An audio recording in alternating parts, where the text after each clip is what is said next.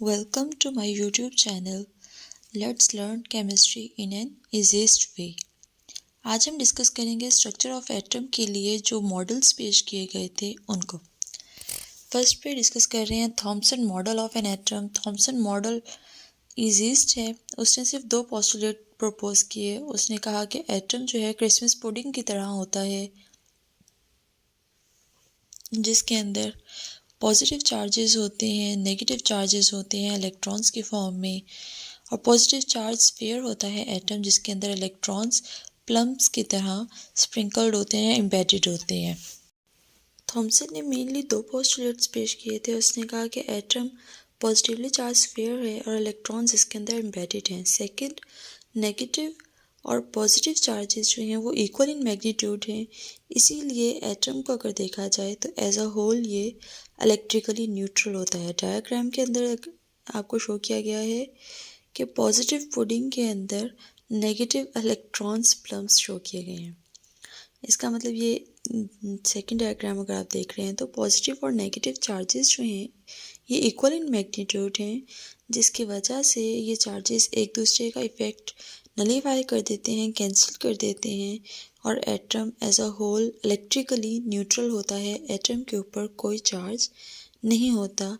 उसके इसने यही रीज़न पेश की कि ये इन दोनों में जो है इक्वल इन मैग्नीट्यूड होते हैं, दोनों ऑपोजिट चार्जेस एक दूसरे को कैंसिल कर देते हैं। नेक्स्ट मॉडल है रदरफोर्ड एटॉमिक मॉडल। रदरफोर्ड के एटॉमिक मॉडल को हम कहते हैं गोल्ड फॉइल एक्सपेरिमेंट के बेस पर इसने पेश किया था। 0.00004 सेंटीमीटर थिकनेस की गोल्ड फॉइल ली थी, उसके ऊपर अल्फा पार्टिकल्स की बम्बार्डमेंट करवाई गई थी और उसकी बेस पर उसने कुछ कंक्लूजन्स निकाले थे। उसने कहा कि most of the alpha particles जो हैं वो स्ट्रेट चले गए हैं थ्रू द गोल्ड फॉइल। कुछ अल्फा पार्टिकल्स हैं जिन्होंने स्लाइटली डिफ्लेक्शन शो की है स्मॉल एंगल्स पर, और बहुत ही कम ऐसे अल्फा पार्टिकल्स हैं जो कि रीबाउंस हो गए हैं, यानी कि टकराकर वापस चले गए हैं। और इसकी बेस पर, इन कंक्लूजन्स की बेस पर उसने जो एटॉमिक मॉडल पेश किया वो ये था कि most of the alpha particles जो हैं वो अनडिफ्लेक्टेड चले गए हैं, स्ट्रेट चले गए हैं। इसका मतलब एटम जो है वो मोस्टली एम्प्टी है। कुछ पार्टिकल्स ने डिफ्लेक्शन शो किया, इसका मतलब सेंटर ऑफ पॉजिटिव चार्ज है एटम के अंदर, जिसको न्यूक्लियस का नाम दिया गया। कंप्लीट रीबाउंस शो करता है कि न्यूक्लियस जो है वो बहुत डेंस और हार्ड है। नंबर जो था रीबाउंस होने वालों का, डिफ्लेक्शन वालों का, वो बहुत ही कम था, जो शो कर रहा था कि न्यूक्लियस वेरी स्मॉल साइज है as compare to total volume of atom. उसने कहा कि इलेक्ट्रॉन्स न्यूक्लियस के गिर्द रिवॉल्व करते हैं। Atom as a whole neutral है, इसका मतलब इलेक्ट्रॉन और प्रोटॉन का जो नंबर है वो इक्वल है, बट चार्जेस ऑपोजिट हैं, जिसकी वजह से एटम न्यूट्रल होता है। इलेक्ट्रॉन्स के अलावा जितने भी फंडामेंटल पार्टिकल्स हैं वो सारे के सारे न्यूक्लियस के अंदर होंगे, और उसने न्यूक्लियॉन्स का नाम दिया। Then defects in Rutherford atomic model आते हैं। रदरफोर्ड के ने प्लम पुडिंग की तरह का जो मॉडल पेश किया था ये एक्चुअली एज अ होल अगर देखा जाए तो करेक्ट नहीं था। इसके अंदर डिफेक्ट्स थे। वो डिफेक्ट कौन कौन से थे? दो मेन डिफेक्ट थे। According to classical theory of radiation, electron charge particle है, और अगर वो मूव कर रहा है कुछ ना कुछ एक्सेलरेशन होगा, जिसकी वजह से वो कुछ ना कुछ एनर्जी रिलीज या इमिट करेगा कॉन्टीन्यूसली। और जब एनर्जी इमिट करेगा तो इसका मतलब है आहिस्ता आहिस्ता उसकी एनर्जी कम होती जाएगी, और जब एनर्जी कम हो जाएगी तो वो अल्टीमेटली न्यूक्लियस के अंदर फॉल कर जाएगा, यानी कि एटम कोलैप्स कर जाएगा। जबकि हम सब जानते हैं कि एटम स्टेबल पार्टिकल है। इसका मतलब ये रॉन्ग थी क्लासिकल थ्योरी के अकॉर्डिंग। सेकंड, अगर एनर्जी रिलीज़ कर रहा है कोई इलेक्ट्रॉन तो उसका कॉन्टीन्यूस स्पेक्ट्रम बनना चाहिए, बट एटम का, एलिमेंट का लाइन स्पेक्ट्रम ऑब्टेन होता है। इस वजह से ये जो रदरफोर्ड का एटॉमिक मॉडल था ये बहुत ज़्यादा पजीराई हासिल नहीं कर सका, और इसके अंदर करेक्शंस की ज़रूरत पेश आने लगी। डायग्राम्स में देखें, ग्रीन पार्ट जो है ये इलेक्ट्रॉन्स को शो कर रहे हैं, जबकि ब्लू पार्ट जो है वो न्यूक्लियस को शो कर रहे हैं। न्यूक्लियस बहुत ज़्यादा स्मॉल है बट डेंस है, और इलेक्ट्रॉन्स न्यूक्लियस के गिर्द रिवॉल्व कर रहे हैं, और most of the part of atom जो है ये एम्प्टी है। बट डिफेक्ट्स शो करने के लिए उन्होंने दिखाया हुआ है कि इलेक्ट्रॉन्स कॉन्टीन्यूसली मूव कर रहे हैं, कॉन्टीन्यूसली मूव करेगा तो एनर्जी इमिट करेगा, एनर्जी इमिट करेगा तो कॉन्टीन्यूस स्पेक्ट्रम होना चाहिए, एटम कॉन्स्टेबल होना चाहिए। बट एक्चुअली क्या होता है कि एटम जो है वो स्टेबल होता है। इसलिए रदरफोर्ड का एटॉमिक मॉडल जो था वो डिफेक्टिव था, डिफ़ॉल्ट थे उसके अंदर। और इन डिफ़ॉल्ट्स को करेक्शन के लिए बोहर, जो कि रदरफोर्ड का एक स्टूडेंट था, नील बोहर, उसने अपनी एटॉमिक थ्योरी पेश की जो कि बोहर एटॉमिक थ्योरी के नाम से मशहूर हुई। 1913 के अंदर उसने पेश की थी। उसके पोस्टुलेट्स के अंदर था कि इलेक्ट्रॉन्स जो हैं वो सर्कुलर ऑर्बिट्स के अंदर मूव करते हैं। इन सर्कुलर ऑर्बिट्स को उसने शेल का, एनर्जी लेवल्स का, ऑर्बिट्स का नाम दिया। इनको रिप्रेजेंट किया के एल एम एन से, या फिर उनको अगर नंबर दिया जाए तो 1 2 3 एंड सो ऑन उसने नंबरिंग दी। उसने कहा कि जब तक कि इलेक्ट्रॉन्स इन ऑर्बिट्स के अंदर रिवॉल्व करेंगे, सर्कुलेट करेंगे, तब तक वो एनर्जी एब्जॉर्ब या इमिट नहीं करेंगे। लेकिन जैसे ही वो अपना एनर्जी लेवल चेंज करेंगे, from lower to higher move करेंगे तो एनर्जी एब्जॉर्ब करेंगे।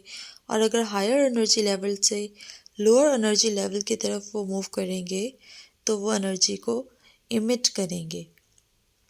तो एनर्जी के एब्जॉर्प्शन या इमिशन उसी सूरत में होगी जब इलेक्ट्रॉन एक एनर्जी लेवल से दूसरे एनर्जी लेवल मूव करेगा। अदरवाइज एनर्जी का जो चेंज है वो according to Planck's equation del E equal to H nu होना चाहिए। Nu frequency H Planck's constant.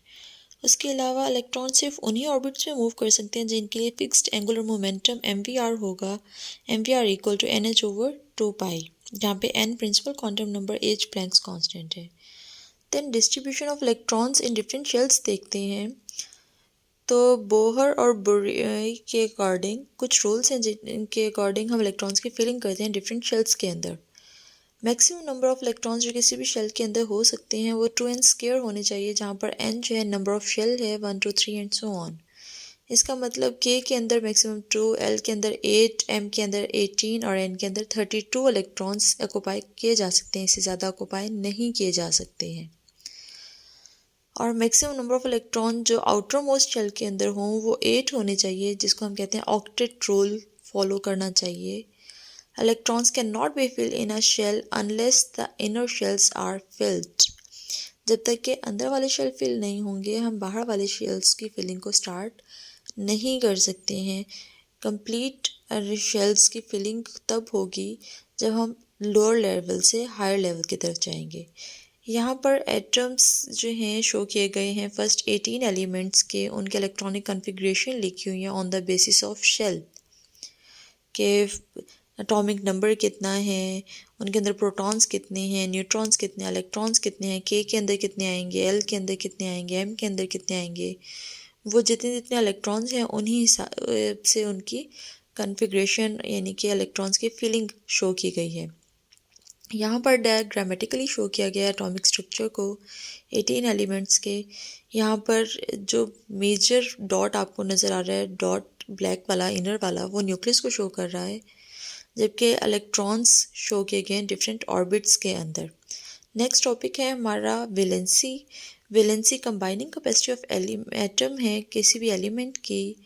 ये ऑक्टेट कॉन्फ़िगरेशन के अकॉर्डिंग हम देखते हैं कि atom 8 electron outer most shell के अंदर रख सकता है, वही स्टेबल होगा।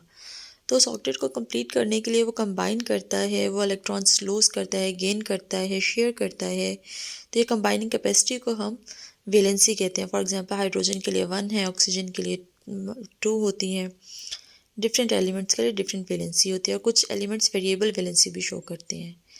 आइसोबार हम कहते हैं कि डिफरेंट एलिमेंट्स के जो एटम्स हैं उनके डिफरेंट एटॉमिक नंबर होते हैं बट मैस नंबर सेम हो तो उनको आइसोबार्स का नाम दिया जाता है। Isotope element atom of the same element होते हैं जिनका एटॉमिक नंबर तो सेम होता है बट मैस नंबर डिफरेंट होता है।